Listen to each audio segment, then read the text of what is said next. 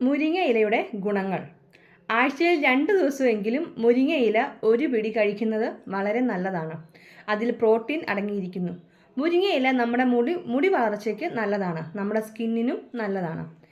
ഈ അസുഖമുള്ളവർക്ക് മുരിങ്ങയില കഴിക്കാൻ പാടില്ല. അത് ഈ വീഡിയോയുടെ അവസാനം പറയുന്നുണ്ട്.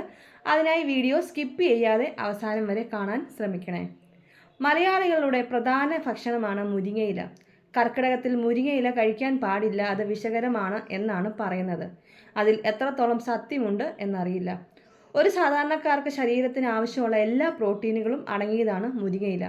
അതുകൊണ്ട് അതിനെ പാവങ്ങളുടെ ഇറച്ചി എന്നും അറിയപ്പെടുന്നു. ഓർമ്മശക്തി വർദ്ധിപ്പിക്കാൻ മുരിങ്ങയില സഹായിക്കുന്നു. പ്രോട്ടീൻ സമ്പുഷ്ടമാണ് മുരിങ്ങയില. മുരിങ്ങയില കൊളസ്ട്രോൾ കുറയ്ക്കാനും സഹായിക്കുന്നു.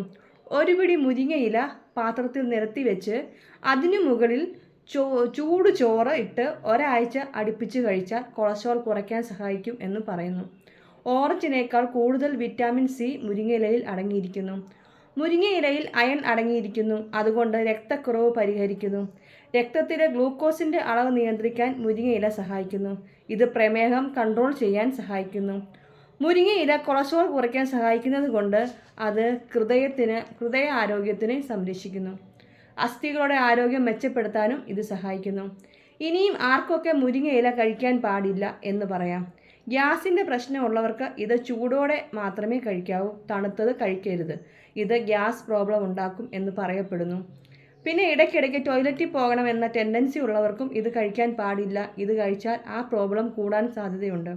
ഇതോടെ എൻ്റെ വീഡിയോ ഇവിടെ പൂർണ്ണമാകുന്നു. വീഡിയോ ഇഷ്ടപ്പെട്ട ലൈക്ക്, ഷെയർ, സബ്സ്ക്രൈബ് ചെയ്യാനും മറക്കല്ലേ. നിങ്ങളുടെ നിർദ്ദേശങ്ങൾ കമൻറ്റായി ഇടാൻ മറക്കല്ലേ.